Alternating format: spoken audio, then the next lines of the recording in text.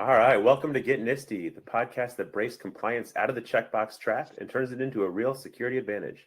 No fluff, no FUD, just practical strategies to make compliance work for your MSP.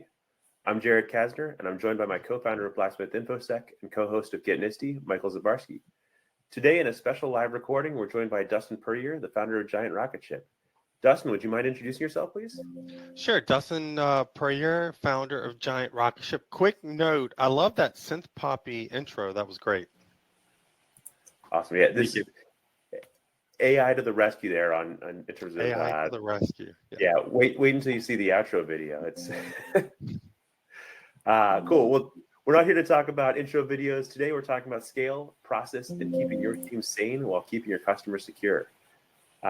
So one of the things that we find is that, or the common anti-patterns that we see across MSPs and engineering and tech teams in general is like the tribal knowledge that builds up, inconsistent onboarding, duct tape for SOPs, things like that.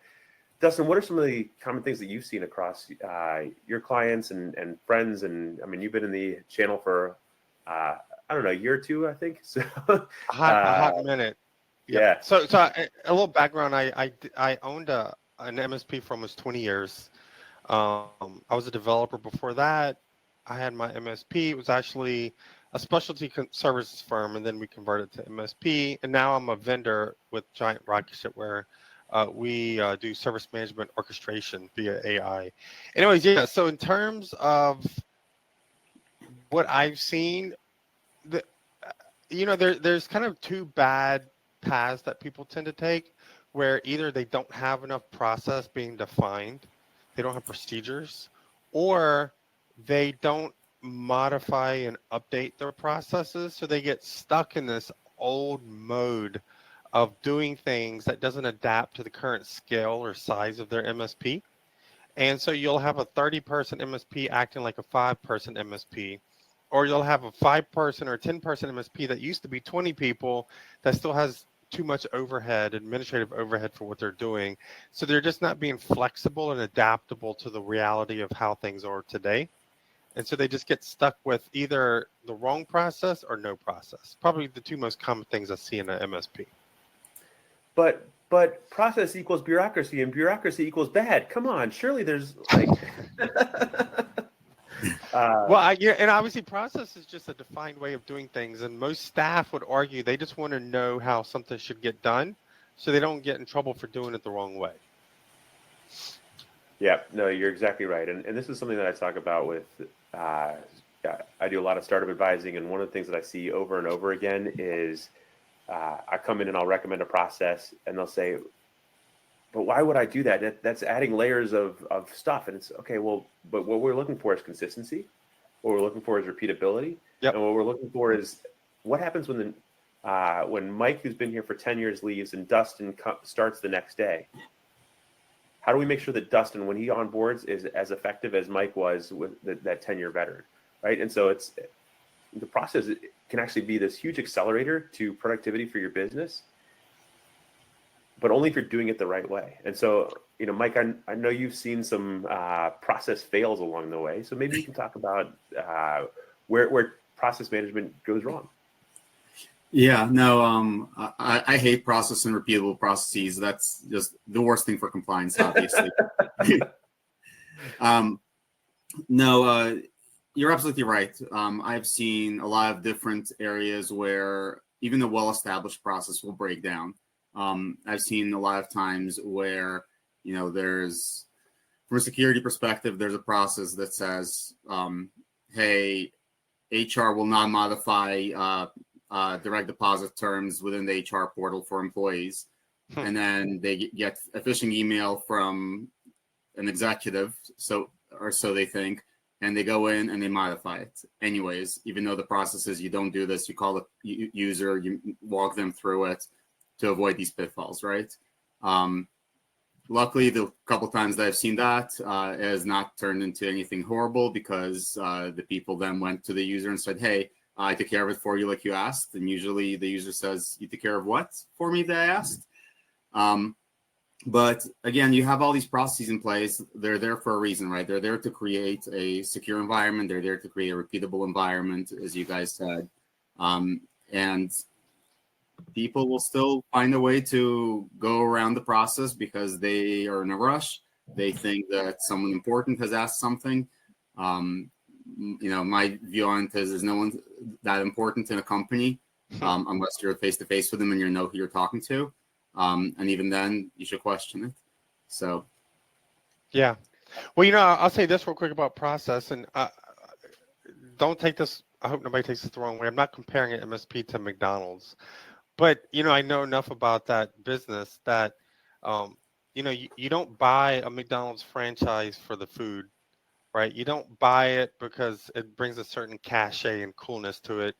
The only reason you get into the McDonald's business is because you buy the handbook, right? They have that handbook so refined, that process so perfected that you're almost guaranteed success and profitability just because of the handbook. And that just emphasizes how important a well-defined process can push even a very price-sensitive market like retail, particularly fast food. They're going to be profitable every single time because they have really honed in on what a well-run machine looks like. And so if you just take that mindset, that E-Myth mindset of process drives profitability, I just think it's a huge boon for an MSP. Yeah, and one of the things that. Sorry, go ahead, Mike. No, Dustin, I always thought you buy McDonald's franchise for the clowns. Is that not the case? Well, they took the clowns away. Remember, apparently there was a big scare with the clowns, and I think that was okay. I think we're all happy that went away. And it's funny you bring up McDonald's, right? Because you're exactly right. The nobody's going to McDonald's because they think it's I shouldn't say that. I've met a few folks that go to McDonald's because they think it's the best tasting food on earth, but that's neither here nor there. But what kills me, and this is one of the things that drives me crazy about like Yelp and things like that, is you'll find McDonald's with 5-star reviews, and then you compare that to a Michelin restaurant that's got a 4-star review, and you're like, how can that possibly be? And it's there's a stratification when we look at that, but the more consistent the McDonald's is, the better they are. To your point, the better they follow that handbook, the more likely they are to hit that 5 stars. And so by putting a process in place, you're not just improving the efficiency of your team and the effectiveness of your team, you're also almost certainly improving your customer satisfaction scores, which then in turn leads to a stickier client base, which allows you to over time start increasing your prices with them, which then in turn, because you're also decreasing your cost of delivery, right? As you get more efficient, your cost of delivery goes down. So now you're improving your margins on both ends, right? You're improving your cost of delivery while also improving your stickiness, and so it's a win all the way around. Yeah, absolutely. Yeah, and to that point, Jared, the other thing that drives is standardization of technology, right? I've seen some MSPs that basically come in and they have 30 different firewalls that they're supporting, and you can't cross-train everyone on 30 firewalls, and so it becomes a giant headache.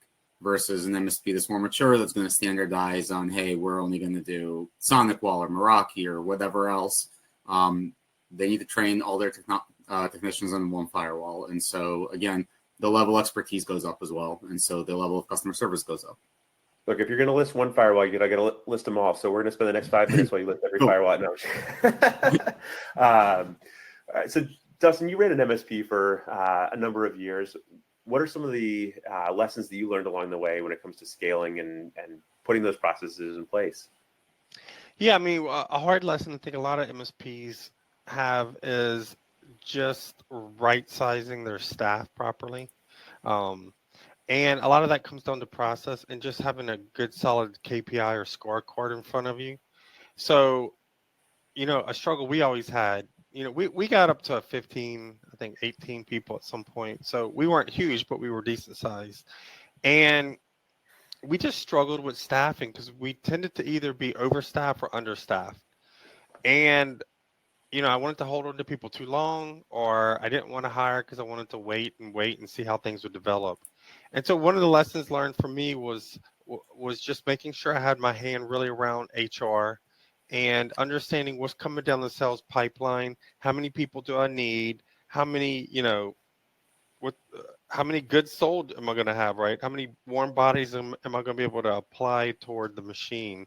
So that was always a huge lesson for me, was understanding that. And again, and I don't want to rehash it, but just having a well-defined process. And we used a process coach with my MSP, which had a huge impact on us. All right. So, there's a couple things that I want to double click on there, right? Because right sizing your MSP, if you've got, hopefully your sales pipeline is always pretty robust, right? So you need to make sure you've got a bench, but you don't want to have too big of a bench so that people are sitting idle. Right. Because you don't want to be the dog that chases the car and catches the car and says, "Uh-oh, now what?" It's like, so you need to be able to have people, so even if it's just vacation time, being able to absorb that vacation time. But when you do sign those big deals, you need to have that bench ready to go. So what are some of the things that you learned along the way when it comes to right sizing and making sure you've got capacity without too much capacity? That was hard, man. I mean, it's hiring is just difficult, right? And I think employees struggle with it because they just think you constantly need to hire more, and then if you're in between contracts, just kind of ride through it. But it puts you in a pickle when you overhire because you're losing profit. And so when times are good, you don't have enough profit to capitalize on the good times. So it evens out your growth, but not necessarily in a good way. And so one thing that we started doing was really keeping a bench of contractors available. And I think where MSPs aren't strategic is when they're slow, they won't use their contractors. They want to keep all the work in-house and not do the higher rates with contractors. What we learned to do was to always feed work to contractors, even if we didn't need them. Yeah, it feels like you're burning cash a little bit when you have people on the bench in your office. But you need to keep your contractors by the phone so that when you really need them, they're going to pick up your phone call. And so for me, managing contractors became a very important part of the human capital management of the organization. And so so just having that flexibility through contractors was a big deal for us, because if you have your contractors at 20% capacity and you need to balloon them over several weeks to 100%, that's much easier than going through a hiring process. Yep. So that was big for us. That's a really good nugget of I want to take away from that. Which then, by the way, if you've got your folks internally sitting on the bench because you're outsourcing some of that to the contractors, your internal folks can be looking at your processes and feeding that back in and creating a virtuous cycle of process improvement and saying, Dustin, there's something I've been meaning to do that I haven't had a chance to automate to whatever, right? And so it's actually, and speaking to that, so we developed a process in our help desk where if somebody came across documentation they felt was old, we found that it was very difficult to get them to update the documentation at that time, because you're disincentivizing them. If your KPIs are about time to close, and then you tell the tech, update every out-of-date documentation that you come across at the time of working the ticket, yes, in theory, that should all even out, but it really doesn't, right? So because people don't want to get penalized for working on documentation that somebody that's no longer the company was working on. And so we had a process where they could quickly click a link and it would create a new ticket linked to the existing ticket and say, hey, this is the documentation that needs to be updated. And we called it like a process queue. And then over time, you would just have more and more of this backlog of process tickets. Hey, we need this automation. We need this documentation. We're missing this password, whatever.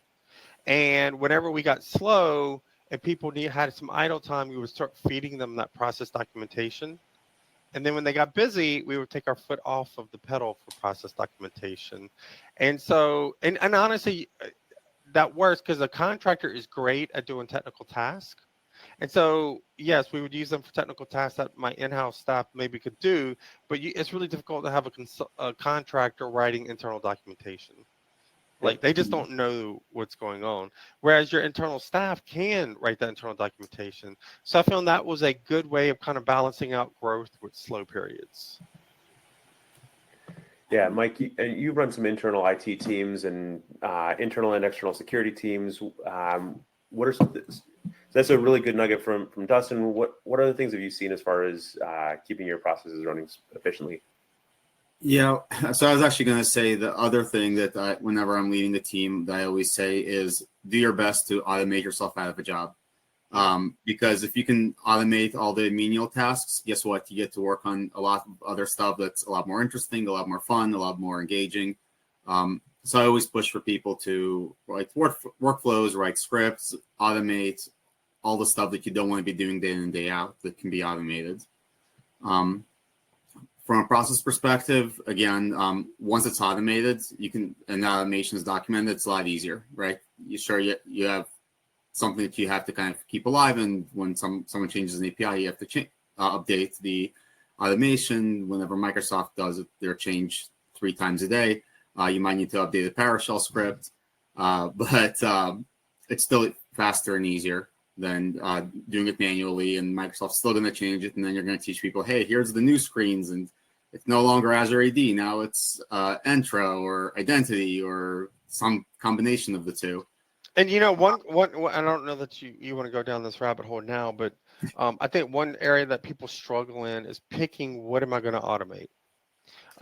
Because there's a lot of tasks that are fun to automate that provide no real value to you to automate. Like if there's a task that takes you 15 minutes a month, is it worth spending 4 hours automating that task? Probably not, compared to all the other stuff to automate. So I think that's an area where MSP struggle is really figuring out what should I be automating right now.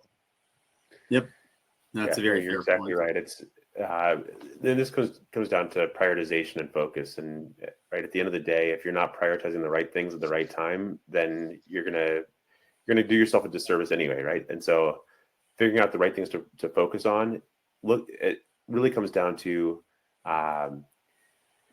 there's a saying, you can't improve what you can't measure, right? So measuring the things that you're doing, figuring out where your techs are, where in the process people are getting stuck, and focusing your energy on unsticking those sticking points or expanding the fire hose in those areas so that you can increase throughput. And you're going to find maybe it's the throughput doesn't change, but where the things get stuck changes until you get that opened up. And as the pipe gets wider and wider, you get to be able to do a lot more.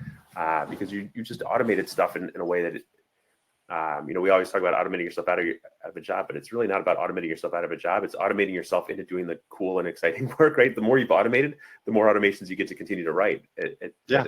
All these things start to get streamlined. So cool. And so I had a thought around this, but what are some areas that, like Dustin, how are you, when you think about prioritization and focus, what are some areas that you think about from a process automation or just a process improvement standpoint? Yeah, I mean, just so this is where I kind of bring up Rocket Ship, because I spend so much time focused on prioritization of work. So Rocket Ship is a service management orchestration platform, right? It digs into your help desk and it does the triage, dispatch, scheduling, routing, whatever. And so obviously, if we're taking the work, coding it out, dispatching it, and then telling the technician, hey, I want you to work this ticket at 2 p.m., the concept of prioritization comes into play, because why am I picking 2 p.m., right? Why is this going in front of other tickets?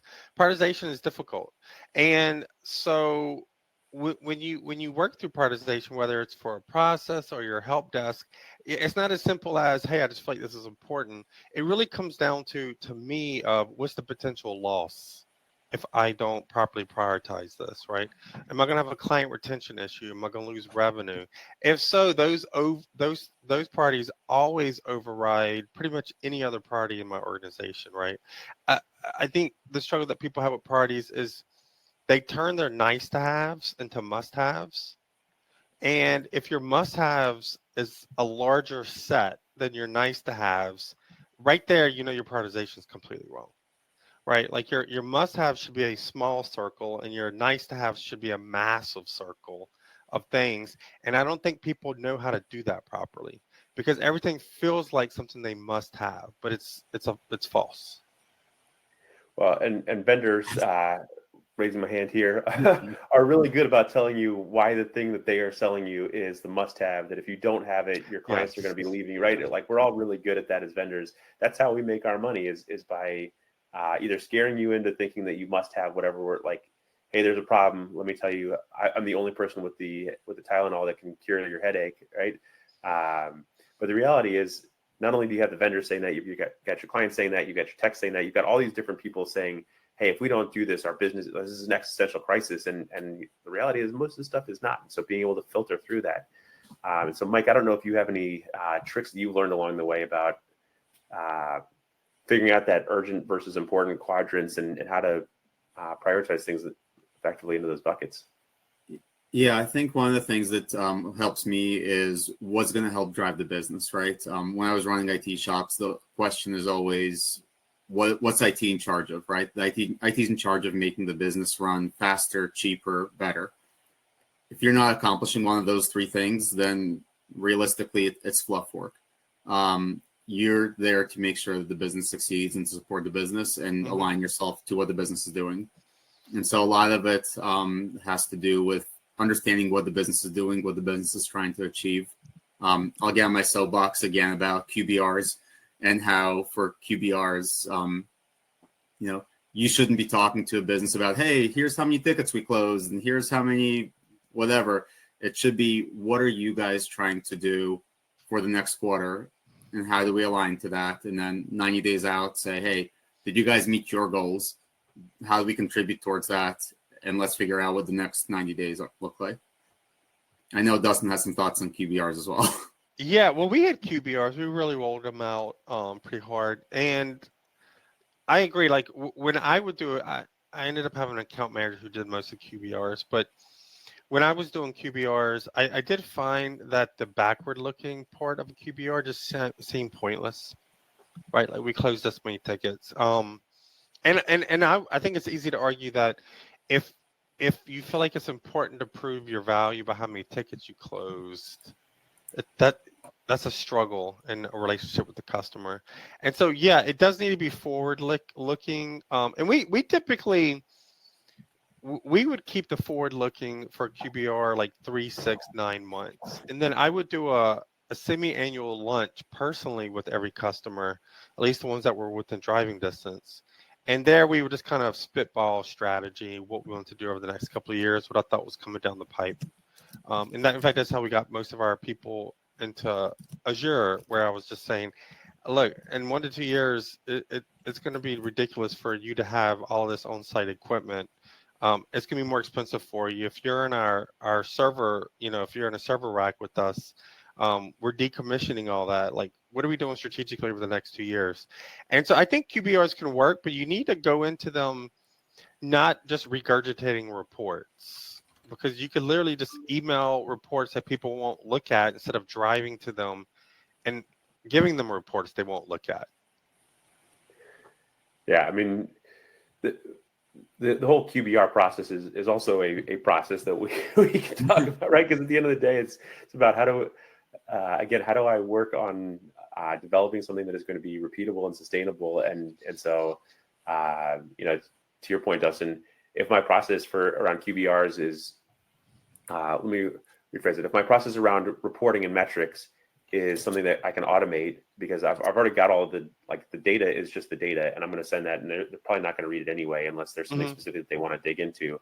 And almost certainly, at least in my experience, when you send somebody a metrics report that says, "Hey, we closed X number of tickets and the average close time was 37 seconds," and they're like, "Yeah, but let me tell you about the one time that you didn't meet my expectations," right? Because that's all they really care about is the one time that you didn't meet expectations or that it was something business great. And so being able to automate that process for the maybe you should be going to these QBRs with exception reports, not what's and that's what people, you're right, that's what people care about. So it's the exception reports, and hey, here's what, I looked at the outliers. Our longest duration ticket was 4 days. Here's what we're going to be doing differently going forward. Again, with the idea, to Mike's point, if it's not improving the business in some capacity, you're doing something wrong. And so if we take those exceptions and we look at the outliers and say, here are the things that we're going to do differently to make sure that we become that better partner. That's one way of really operationalizing the metrics that you might be doing in your QBRs today. But then again, as both of you pointed out, if you're using that QBR session or the semi-annual lunch to talk about what is important for your clients and moving that forward, you're just going to make yourself a lot better. Yeah, totally. And I will say this one thing about QBRs though, which was I did find that the customers that were most resistant to having a QBR or a lunch were typically the ones that ended up leaving us within a year, um, because we weren't sticky with them. So I think QBRs, and you want to keep them tight, right? You don't want to have a 2-hour QBR. Like the shorter the QBR, the better. Um, Unless you're doing whiteboarding, but I wouldn't say a QBR is where you're going to sit and whiteboard for 2 hours. But I would say, like, if you consistently cannot get a QBR with the customer, they're probably transactional with you. And it's also a client retention number, which is how many clients. So I was a scorecard guy in my old company, the new company. And for the account manager and sales, one of our metrics was number of customers with no QBR for 6+ months. And if that number was high, I knew that we were in not a good place in terms of client retention safety. Yep.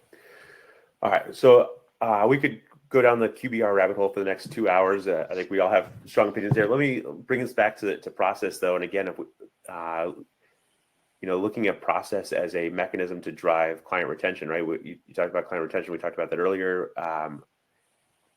This is really a way of improving stickiness. And so, again, when I talked about bureaucracy at the beginning, what are some things, Mike, I'll start with you. What are some things that you've seen to create lightweight processes that don't feel like a bureaucratic nightmare, especially when you, like, most MSPs are 1 or 2 techs, right? We're all struggling to grow and become the big MSPs that have 15, 20 plus techs, right? And so how do I help grow my team without creating so much overhead on my small team? Yeah, so I think a lot of us working with the clients to come up, outline the process there, right? I know that there's going to be a shock to MSPs, but clients tend to blindside you with new hires. So start with the user lifecycle management, right? Work with them to say, hey, like, you tell us you're hiring someone, we'll have them ready within whatever, 24 hours, 40 hours, 72 hours, whatever is reasonable depending on your process. You can also tune that process as well, right? Through stuff like Copilot, Intune. You don't need to manually set up a laptop anymore. You can load a laptop, it'll self-configure. So stuff like that, again, kind of going back to the automation piece, is huge.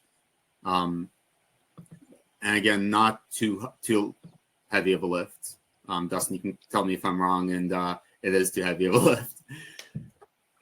Yeah, I don't think so. I think it's funny though, which is the new hires. I was always trying to get our customers to let us get some kind of feed out of their HR system so that we would be notified without them having to remind themselves they forgot to tell us and the new hire started an hour ago. That's a struggle, because you have to provision a new laptop, but what happens if they don't have the laptop? Right. And so there's a whole process issue there because sometimes, particularly a smaller client, does not have excess capacity for equipment. Although for us, that became part of our account management process.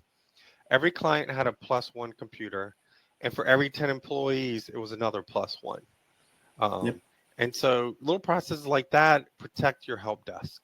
And I think what people miss about this bureaucracy of having these well-defined processes in place, let's say we do a +1 for every 10 employees. And so if you have 20 employees, you need 2 laptops in the closet that's not being used. That's an account management process, but it helps client retention because even though it's the customer's fault for not warning you, they will never see it like that the second or third time it happens. Yep. And so you have to protect yourself from the customer, and that's through process. That's a well-defined process where you set expectations and the procedures to get there. Yeah, and the flip side, on the flip side of that, the offboarding, again, clients suck at telling MSPs when someone leaves or when they offboard someone. And so, again, easy process. Send them hey, here's all your active directory users monthly to say, hey, is this correct? And they'll say, yep, it's good. Or they'll say, hey, why is Jared in here? We fired him 2 weeks ago. Well, we did per user. That's why I'm not getting my paycheck anymore. Darn it. We did per user billing. That helped us a ton on that. As if they got an invoice, they were like, well, that person's not here anymore. And we're like, first we've heard of it. So that's a good argument right there, just to do per user billing as an MSP. Yeah, no, that's a great one. Cool. Well, so any other last comments on process here before we jump into some questions from the audience? Whew, man. Any more comments about process? I would just hammer the fact that you don't have to overcomplicate it. If and I don't know what the average size of an MSP is, but let's say that on average an MSP has 2 technicians. You need a small handbook set of procedures. What does it look like to hire internally? What does it look like to fire? What's your training process? How often do you meet with somebody? What's the scorecard or KPI dashboard for this? Yeah, have a minimal framework and add chapters and books to your process guide as you grow. But it needs to be sized properly and it doesn't need to be onerous, right? So I think people are just scared of the bureaucracy of it. But if you size it to the size of your MSP, it should just be helpful. Awesome. Thanks, Dustin. Mike, anything you want to add? No, I think Dustin kind of summarized it really well. Let's go to the Q&A. Well, actually, I've got one more that I want to jump into. One thought that I had here also. Thanks. Isn't Jared fired? Why is he even talking? I thought, Jared, you got fired. Yeah. I forgot to disable his account. Mike, term his account. Geez, there we go. No, so the only other thing that I would add is, we were talking about automation earlier. As your MSP grows, you as the owner, and then as you promote people into management roles, and they become less technical, less hands-on, or have less time to do the client-facing stuff all the time. One of the things that I like to do, at least with engineering teams, is I still want those first-level managers, whether it's myself or one of the first-level managers reporting to me, to stay somewhat technical and understand the process at a really deep level. And so the way I kind of split the difference between, I don't want them doing anything on the critical path, right? If they are responsible for a client-facing issue and also dealing with internal stuff, there's natural tension. And so instead, I have them focus on the documentation, the process automation, the developer experience. So making, like, their job becomes making their techs, their team more efficient and effective. And so it's still adding value to the organization every day. It's still letting them stay technical and close to the process, but also levels up the whole team along the way. And so that's one trick that you can take as you're scaling, as you hit, you go from 1 or 2 techs to 3 or 4 techs. And then once you go from like 5 or 6 techs to 8 or 9 techs, and you start having a first level manager in the way, have that first level manager, have yourself as the first level manager, continue to do technical things and process development improvement while you're growing. And that way, again, you stay close to the process, they stay close to the process, everybody wins. Cool. All right. Audience questions. The first one, and Dustin, this one is like really for you here. What's the first thing you'd fix if you walked into a messy MSP? You're coming in as a consultant. There's a messy MSP. What's the first thing you look at? First thing you fix? Ooh, the first thing I would fix is, and man, we're just circling this puppy, but just making sure they have the baseline processes in place. What does the intake of a ticket look like? What is the assignment method? What's the accountability look like? And how do I know if a ticket's going off track or not? If you do that, because most stress from MSP comes from the help desk, right? It's not the NOC, it's not the server management, it's the help desk that causes people grief. If you do that right there, you're going to lower the anxiety of the staff and the leadership. And so just baseline help desk hygiene would be the first thing. And then the second thing, and this is more for leadership, would be understanding, doing the, you can do a matrix for everybody in the company, which is knows how to do it, wants to do it, is good at it, and just figuring out if everybody's mapped to the right role or not. Awesome. Great information or great insights there. All right. Mike, this is sort of on the security and compliance side of things, but this next question, how do you keep ops changes from being ignored by the team? And I don't know whether this is like the IT team or slash MSP team or the broader company, but maybe we can answer both. Yeah, so I think that you need to tie goals to that, right? That's really the only way. Give people feedback constantly. If they're going around and downloading unapproved software because they need a tool to fix something, even though you have a software folder with pre-checked, pre-approved, hashes have been double-checked. If someone downloads a different software to do it, even though you already have that software available without going through the proper authorization process. Have that conversation with them, right? It's if you don't address it, it's gonna just get worse and worse. So a lot of it really has to do with making sure you're staying on top of people and also asking them why they're not following the process, right? It might be, hey, the process sucks and we need to fix the process, which is great. Or it might be, oh, I didn't even know the process existed. So just checking in with people when you see something like that and finding out, hey, why did you do this way? Maybe we update the process. Maybe we, improve the process. Maybe we say, hey, the process is right here. You can see it. Or maybe it's, malicious and you need to address it from a different perspective. Yeah, and I think we see a lot of that, especially with security and compliance, where too often people think of security and compliance as the departments of no. And so one of the if you're whether you're the MSP or MSSP delivering security and compliance services or internal security and compliance teams, trying to figure out the way to be the department of yes, right? How do I understand? Hey, I want to go use ChatGPT to do X, Y, and Z. Okay, I understand that the goal here is to be able to streamline and use AI efficiently and effectively. So how do I help you achieve that in a way that is going to continue to protect the business, but also satisfy your needs, right? And so if you start being seen as that partner that's helping them achieve their business goals while also driving, keeping the risk profile of that low, you're going to do a lot in terms of process adoption. People are going to be a lot more trusting that you're going to actually do the right things to help them move things forward. Cool. All right. We touched on QBRs earlier and metrics. Dustin, you gave some really good thoughts. And so that led to an audience question about metrics. And I actually want to get both of you guys to answer this. Dustin, I'll start with you. What metrics actually matter for ops performance? And you kind of answered this already. So maybe it's just a recap of what you said earlier, but what metrics actually matter for ops performance? It depends if you're talking about the project team and the help desk service delivery, the service team. They operate differently, right? Help desk is transactional, projects are date driven. So let's just go to help desk. When I was running my MSP, the metrics that really drove performance was SLA resolution time, and then we also had a SLA triage time. And people don't think about SLAs around your triage time. And keep in mind, you don't have to publish your SLA; it can be internal. Like our internal triage time was not something we published to the customer, but we had it at 12 minutes, which was C-level operations number. And it's important because if you don't triage a ticket and it's urgent, then how can you trust SLA on the ticket down the pipeline, right? You might have already missed your SLA for resolution.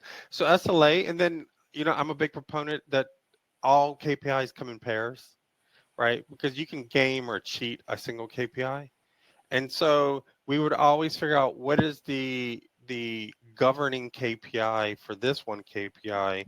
And so we had a KPI like how many tickets are, overdue within the queue on any given day. So there was the SLAs were a big one. And then of course there is very specific role-based ones like time to close, first touch close. There's just very transactional stuff. And then if projects is very different, how the KPIs for that. But we had a whole scorecard for both departments, and we did a weekly bonus off of the KPI sheet for the entire staff. Awesome. That's a cool way of making sure that they get followed. Mike, any additional thoughts? Yeah, no, I mean, Dustin's 100% correct, right? You want to make sure that the KPIs are published, they're achievable, because I've seen people publish KPIs or discuss KPIs even internally. They're not even achievable. And then the other piece is make sure you stick to them. I've definitely walked into shops before that have KPIs, and I've seen, hey, this help desk ticket has been open for 258 days. Why is it open still? Yep. And usually the answer is, well, the user won't get back to us. Cool, close the ticket. If you've reached out 5 times, 3 times, whatever your metrics are, and you don't get a response, close the ticket, let them reopen a new one. I'm a big proponent of that, because otherwise, if it's not important to the user, it doesn't need to be sitting there. Yeah, we gave them one warning only. We would set it waiting customer, and then it would send them a warning after 3 days, and then 2 days after that, it would auto close it. And all of a sudden, your numbers look great when you start doing that.